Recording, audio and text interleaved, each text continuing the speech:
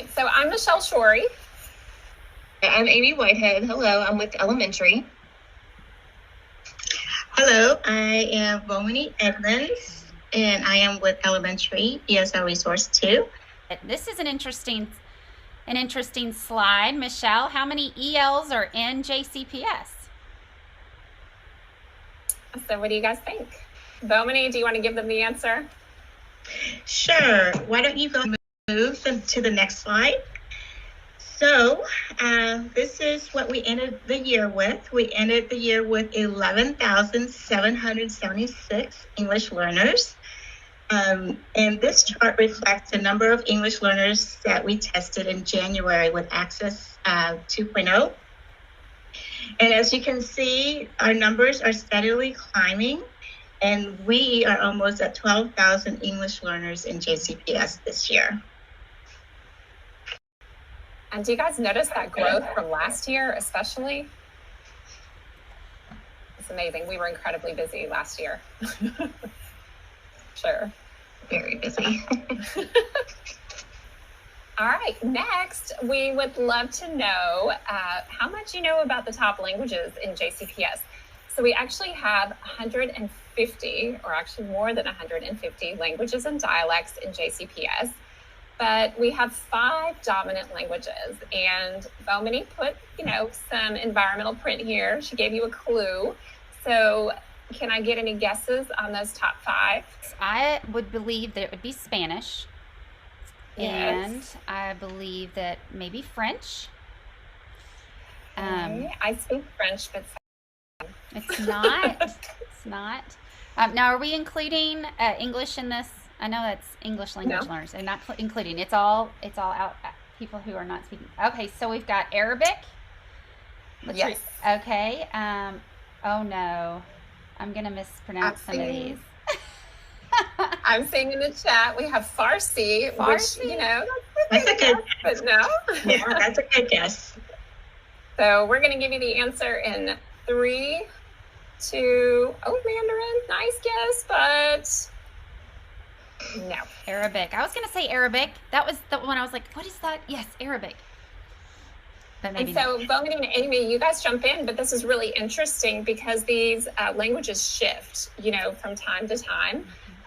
We have different communities come to Louisville. So we've seen this Nepali number much higher in the past. And, just the Swahili language, that is a newer one to our district in the last few years. That one has really climbed. So that changes. Amy, have you seen a lot of changes like that too?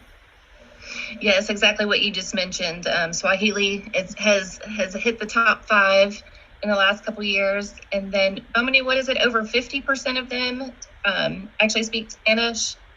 Yes. Mm-hmm. Yeah, most of our L population is Spanish speakers, and the list that you see there on the screen is actually in order from the most to the least, but they're our top 5. Oh. All right, so because you all are administrators, we know how important case law is to you. So we wanted to remind you that case law has really affected the scheduling, funding, instruction, and the rights of English learners nationwide. And so as administrators, we handpicked these 6 cases as something that as cases that we think you should be familiar with. Irina McGrath and I made this graphic, and we have a link to this in the presentation so you can check it out. But these are important cases that you'll want to know all about.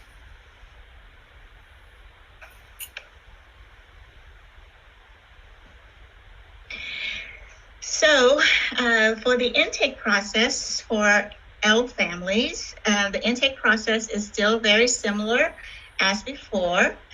The only difference is that the interview is conducted virtually, and our ESL assessment team is not able to administer the initial placement test that usually gives us the English language proficiency level of our students. Therefore, when you look in IC and you search for that student, you will notice that we will still mark the student as an English learner because of their home language survey, but you will also see highlighted in yellow there, a comment that says pending assessment due to COVID-19. So that will kind of give you a clue that this student was identified during COVID-19. Okay, so the goal is that once we resume in-person setting, the ESL Intake Center will follow up with families and the students and administer that initial placement test. And the students will also participate in access if we have access in January. So administrators, if you guys have any questions as we're going along, please put those in the chat. We are monitoring the chat, and Eli is hopping in and out, kind of helping us with questions too, but we're happy to answer those as we go through. Okay, we will still utilize the continuing digital PSP platform. Here is the basic operation of how that works. First, we create the PSP. So ESL teachers create PSPs for active ESL students, and counselors create PSPs for parent find or paid students. All English learners, no matter what their status is, get a PSP. ESL teachers and counselors can consult with classroom teachers or content teachers or big course teachers like us if they need help creating PSP. After that is done, resource teachers will review and approve the PSP. This is also where if there are corrections needed, we will consult back with the creator of the PSP and ask more questions if we need to go further. Once PSP is approved, then it is ready for principals to sign. Okay, and as soon as that happens, the content of the PSP will automatically populate in IC.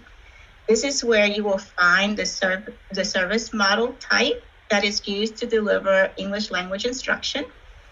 It will also be where you can find the instructional and the assessment accommodations for the students. So providing accommodations and implementing them, especially with MAP testing around the corner, it is important that the accommodations and Infinite Campus reflect the most current accommodations. And that can only be done after the principal signs PSP. So it looks like we have a couple questions in the chat. Is it okay to intervene here? Sure. Okay. One of the questions is, what is the process for supporting the required home language survey requirement? And that comes from Trisha Bronger. Which is a very good question. The district is actually putting that form as part of the required forms when everything goes live next week for parents to access. So I believe that form is going to be in the parent account with other required forms that our parents have to complete and submit. It's important to note too that it's its own standalone form this year, whereas in the past it's been embedded on the back of the enrollment form. So just so you guys are aware that it is a standalone form this time. Oh, that's exciting. Also, we have another question from Charles Atkinson. He's wondering about BAIs and staffing. Okay. And how we compare to last year. As far as BAIs and staffing, I guess that, can you provide more like clarification and like what type of question that is? Sure. I'm sorry, I can't see the chat. Charles Atkinson said, any word on more BAIs and ESL staffing? So I think he's asking if we'll have more support this year. Oh, okay. Yeah, which is another good question. I know Eli and Dr. Abrams, which is our assistant soup, is actively advocating for additional staffing. And I think Eli said that he can answer that in the chat as well. He did. Thank you, Eli. He's jumping in. Of course, like we all, love more help, right? So, yeah, The other thing, you know what's really exciting, ladies? Last year we moved to a digital PSP, and before that we were all on paper. So what if we were still using paper PSPs? This would be really, really hard. So I'm glad we made that move. Yes, it was a good move. Vongmany, do we, so principals are aware, we normally last year, we emailed them to let them know when there were PSPs ready to be signed. Is that going to still be the process this year, or do we have an update or a notification that we know of? Yeah, we do not have an update on notification because the IT department has been really busy with other projects. But I think we're going to continue that same system. The big batch is usually before October 1st because we know that we have to get it done within 30 days of enrollment. So that's the big batch. And that's why a lot of PSPs are being approved or being created, approved, and signed in like September. But as far as that, once we get IT back, in collaboration with us, we can look at some of the wish lists that we ended the year with last year and see if those have been addressed.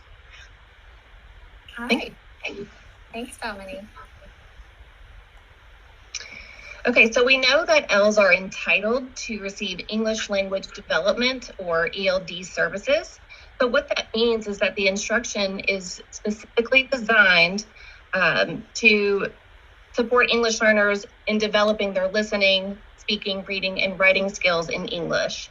So here are some suggestions that we have for how ESL teachers can deliver services during NTI. So across all levels, you should see your ESL teachers holding regular synchronous ELD lessons. That is super important for language development.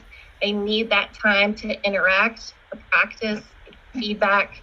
If they're only consuming the content via reading or listening, we can't check in with them to figure out what support they need. So they really need to be having that synchronous ELD time. What we also want to suggest is that they create asynchronous language development lessons with language scaffolds like screencasts, visuals, language frames, things of that nature. We also want to make sure that they are following up with the English learners with frequent and personalized feedback. And then two distinctions in how this looks in elementary and secondary. ESL teachers in elementary can partner with classroom teachers to support scaffolding classroom assignments as well. But in secondary, the way the scheduling works, ELA and ELD is delivered simultaneously. Is that correct, Joe? Mm-hmm. Yeah. So, it's interesting thinking about NTI with English learners. We know that especially newcomers really crave those synchronous lessons, and we want to offer that as much as we can because our students need to practice using the language in an authentic environment. They also just need that community, especially, we have a lot of students who are newer to the country learning about school. So we think that's really important for newcomers especially, but all English learners, those synchronous lessons. What do you ladies think? Absolutely. We definitely need to step it up from the spring with more of those synchronous language development sessions. And all three of us are huge fans of screencasts, and we know how helpful screencasts can be. We're learning from it. Somebody's going to watch this later on and learn from us. So, we can embrace that power of pause. Can actually watch a video multiple times. And the beautiful thing about screencasts with English learners is that they can slow down the speed to about 75% so that it's a little bit more comprehensible for them. Also, in YouTube, there's a little wheel where they can change the language. It will auto-translate to whatever language they're able to read. And there are more than 100 in Google. So if you're lucky enough that you have a student who's literate in his or her first language, just using YouTube can be a huge, huge support or huge scaffold for English learners. So we really are asking for those screencasts too. And one of the easiest things you can do from a tech perspective is after you record your screencast, upload that video to YouTube, and then all of those functions will be there. And I know a lot of people get nervous because they don't want people to watch their YouTube videos, but you can list them as unlisted. And then so students can find them, but not everybody on the web can find you teaching, photosynthesis or whatever you're doing. And to compare that, Michelle, it is very similar to your Google Docs or your any Google platform that's anyone with the link can view. And so it's really just only if you have the address or the only way you can get it. So yes, it's not where anyone in the world can find it. So perfect there. We love it, Elaine. There's so much in YouTube that just really helps ESL students that I would list that as my top tool for ESL, YouTube for sure.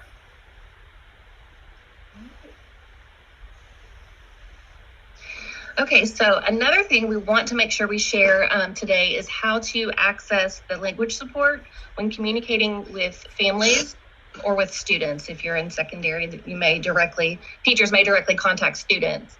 So our language services offers interpretation services over the phone from your computer. For the phone one, that can be a regular landline or a cell phone. Or you can actually download the app on either your phone or an iPad. The steps for how to do that are included on this infographic, and we do have that linked for you as well. We want to make sure that we point out that we are not to share this information with parents as far as how to access it and use it. Any parent advocates, community partners, it's only for use within JCPS by teachers and administrators.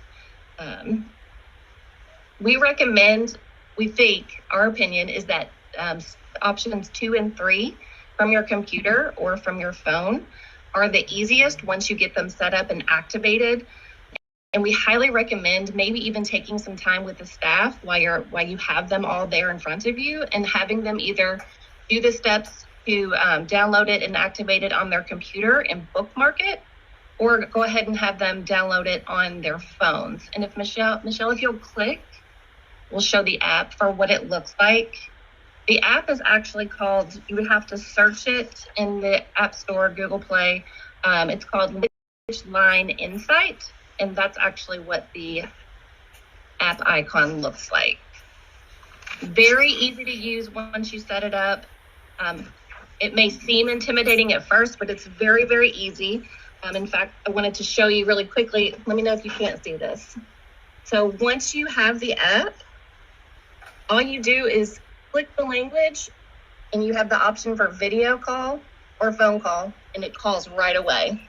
Very simple once it's activated. Heather just made a comment in the chat too that I want to make sure we address. Mm-hmm. And Heather's just reminding us that if we are sharing videos outside of the domain, if we're posting videos to YouTube, make sure that students are not in those videos. That's an excellent reminder. And the videos we were talking about, Heather, were actually just teacher screencasts of a walkthrough of the lesson. So I'm hoping that would be fine. But again, we were talking about a teacher, walking through an assignment and doing the scaffolds, and then perhaps showing a model for students just to view. So let us know if that would be okay. You know what I like about this app, ladies? I like that parents get to ask questions, because years ago when I would call the language services office and say, could you have a BAI call so-and-so's house and say, he's doing a great job or he forgot his homework, the parents never got to ask any questions back. So we were really just dumping information on families.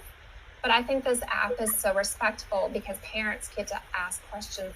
There's a two-way conversation that is beautiful. And I think that is a much more complete conversation than what we used to be able to do. You guys agree? I agree. And another thing to think about too is that, we may have parents who aren't literate in their home language. So although translating documents is nice, this really, like you said, it gives them that power to actually ask questions and not have to find someone to read the document to them or read the communication to them. So that's important to keep in mind as well. Yeah, and I've heard really positive feedback from teachers who use the app as well. First they might be hesitant because, they feel like they're not doing the steps correctly. But once they're on it and they use it and they're familiar with it, it's a great way for them to have that open communication with the parents and not having to rely on another third person to be interpreting for them. Because, and plus we have more languages through Language Line that we don't have in the district. So that allows, parents to be able to engage with parents in other languages that we're not able to represent in our district. All right. And we did get confirmation from Heather that we were talking about YouTube the right way. As long as they're not students and the teacher is doing the screencast, we are good to go. And she said we're awesome. So we're Well, thanks, Heather. We think you're awesome too. We do. Okay, so this probably looks familiar to you guys. So part of the NTI 2.0 plan includes how leaders will ensure teachers are supporting English learners and their families. So on the slide, we have linked for you resources, that very first link there, to help your classroom teachers plan support in their lessons for the English learners in your building. This can also be found on the NTI portal. Once that goes live, I'm not sure if it's live at the moment for 2.0. And then the second thing we have linked there for you are a set of sample answers to the questions that are listed on the slide there. They're just general samples for how those questions could be answered, or strategies for how you could ensure that those things are happening, but they can definitely be personalized to fit the needs of your particular school and the amount of English learners you have in your school. Did we offer language supports? I'm sorry? Did we offer language supports on modeling by presenting them with sample answers? I think we did. I'm sorry, who did I interrupt? Oh, you're fine. I was going to ask Vongmany if there was anything more to that she wanted to add. Just wanted to make sure they knew that those answers were there for them to look at. Want to show them? So you covered it, Amy, exactly what you said.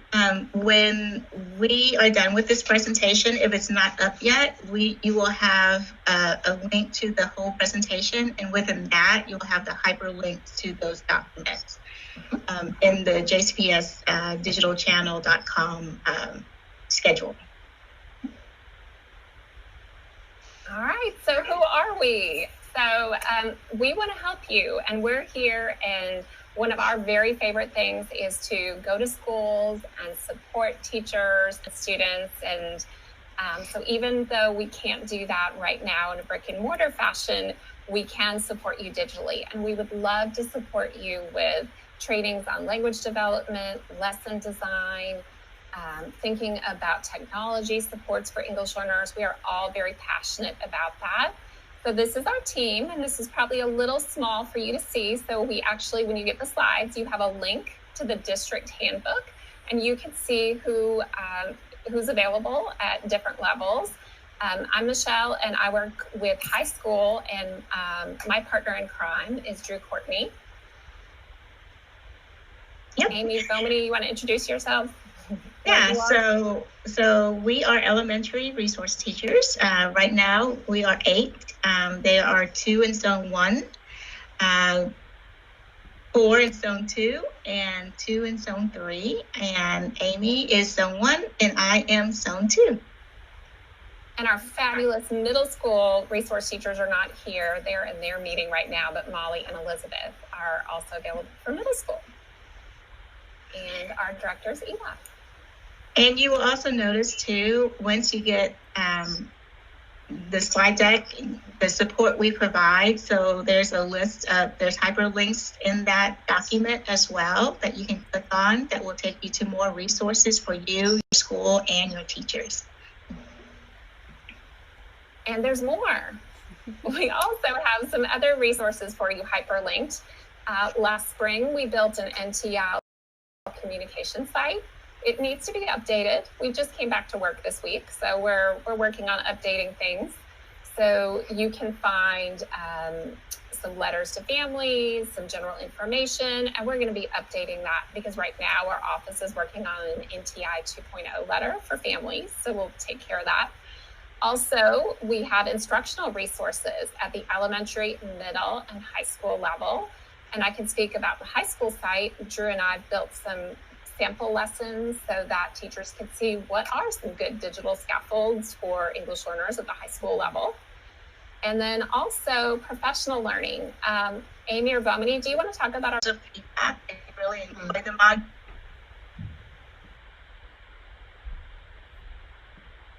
Based information about English learners.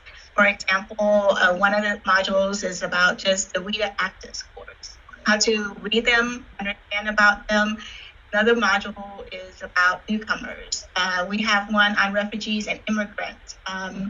We also have one on backpack for backpack success skills and how you can adapt that for English learners or scaffolds to support them in the work. So again, I think after today, they will be erased from PD Central because it ends at midnight. But then we're going to reload them for the next probably 3 or 4 weeks. And so this way more teachers and ESL, not ESL, but just JCPS staff will have access to them if they weren't able to access them during the summer weeks. And there's one more thing I want to tell you all about. It's a fabulous conference called Virtuelle. It's been going on for 4 years, and it is just fabulous. It's all about virtual or distance learning this year and working with English learners. There are some of the top presenters in the country, Larry Ferlazzo, Carol Salva, amazing experts in the field. All of the sessions are free. They're recorded. It's like Netflix now, and you can go there. And we have a link for you right there. So we hope you'll check that out as well. Definitely. I definitely encourage that, especially if you are in a building that doesn't have an ESL teacher yet. Those will be great for your classroom teachers that have English learners in their classroom.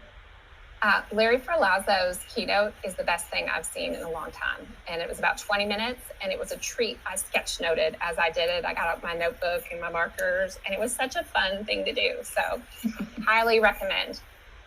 Well, it is 2:28, so our time is ending, but we just want to thank you as administrators. We don't think that people say thank you to administrators enough. So thank you, Eli, and thank you all of you out there who are really striving to create educational places where kids have opportunities and where there's equity and we're being culturally responsive, because we just really appreciate you and know how important that is for our kids. So thank you.